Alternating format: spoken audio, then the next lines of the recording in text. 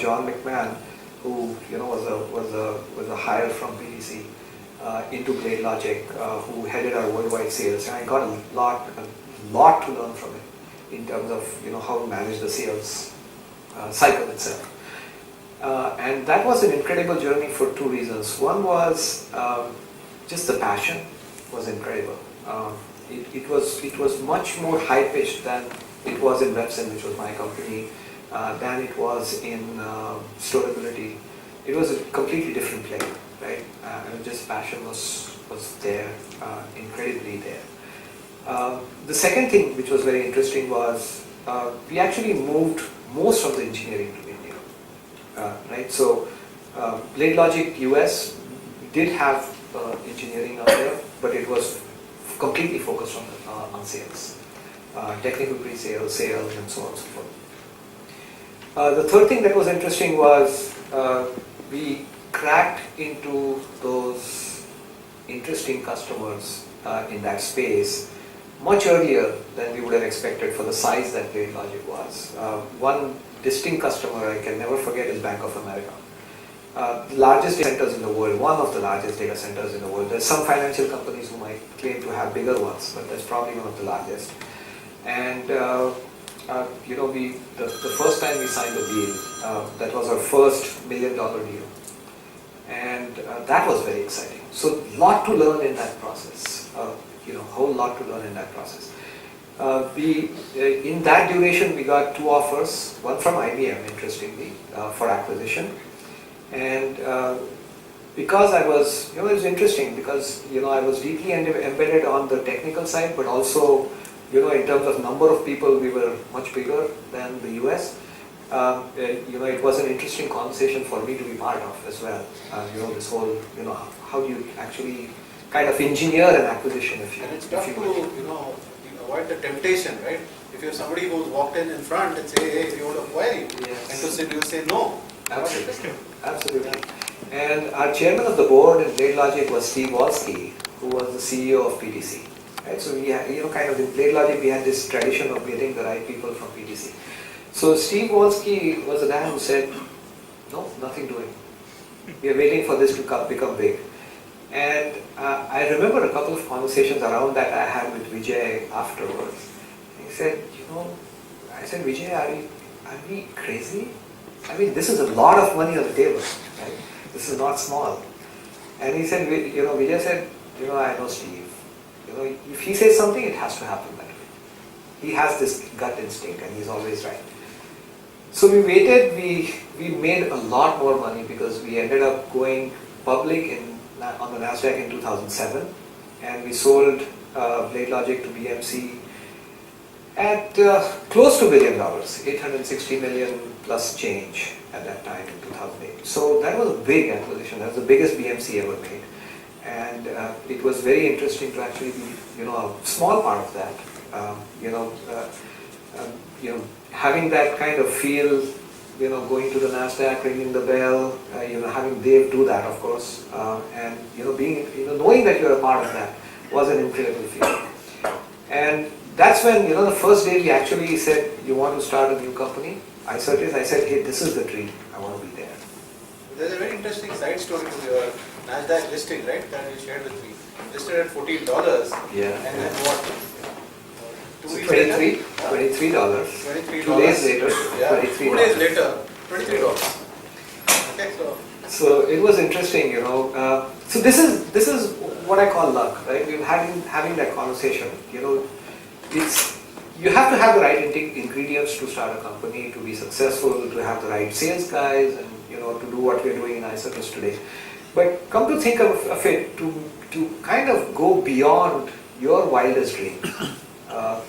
You have to have a big dollop of luck. Right? You have to. There's no other way. That's what happened with Blade Logic too. Obviously we went public on the NASDAQ by itself was a big achievement, right? And I remember, so 1 week before, in the exec team, we had some stocks left, right? And the conversation was the stock price. So typically before for people who don't know how this whole, going public works, apart from tons and tons of paperwork, one of the things that you do is you go to to the agencies, the people who actually help sell your or place your stock, even before you go public, with the bigger financial institutions, they kind of set up a base price and they say, hey, this is the base price and this is where we are willing to take investors on board. So we said, 10, I think it was something, $10.50 or something like that. They say that was the base price. If you want stocks, they are available. I didn't have enough money, I had some money, so I kind of bought them apart from what I had already. I ended up buying a little bit.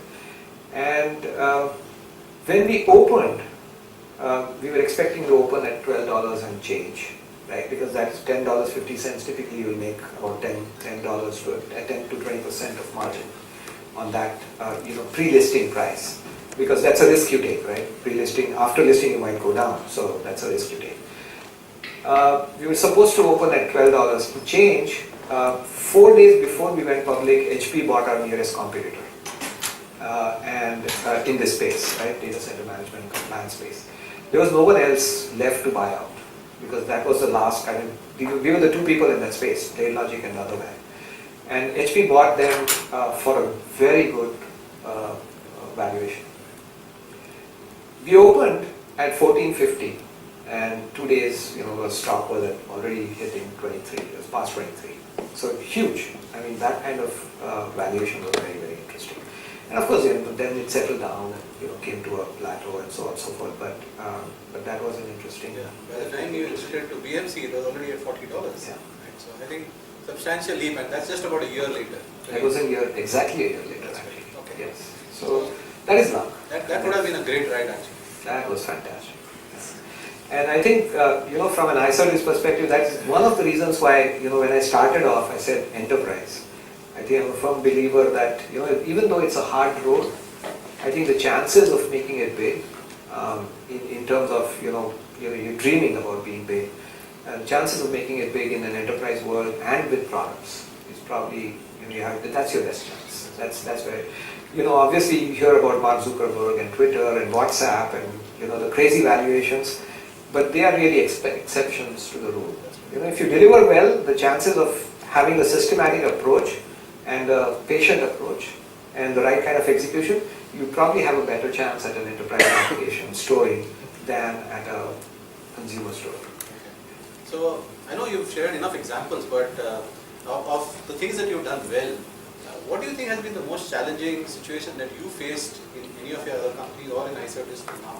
So every time I wake up and see a challenge, I think that's the biggest challenge I've ever faced at that point of time. But interestingly, I remember one thing that happened that actually gave me nightmares. And that was, I wouldn't say it was the most challenging thing I faced. It was definitely the most interesting, challenging, big thing that I faced. So this was BladeLogic. One of the sales guys in central US calls me up at 2 in the morning, and he says, I'm in front of a customer.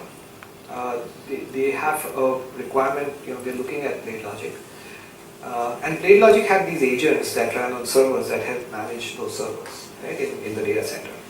So he said, well, this is very different, and I can't talk to Dave right now. He's going to kick me out of BladeLogic. He's going to fire me if I ask him this question. But these guys want that agent to sit on their point of sales machines. Okay, so they're a large retailer. They're actually a large retailer in the US. So when the customers check out, they want that agent sitting and managing that point of sale machine, and kind of making sure that the right patches are installed and it's working well, and all the technology stuff. And he said the only person I could think of was you. They have 70,000 of these point of sales machines.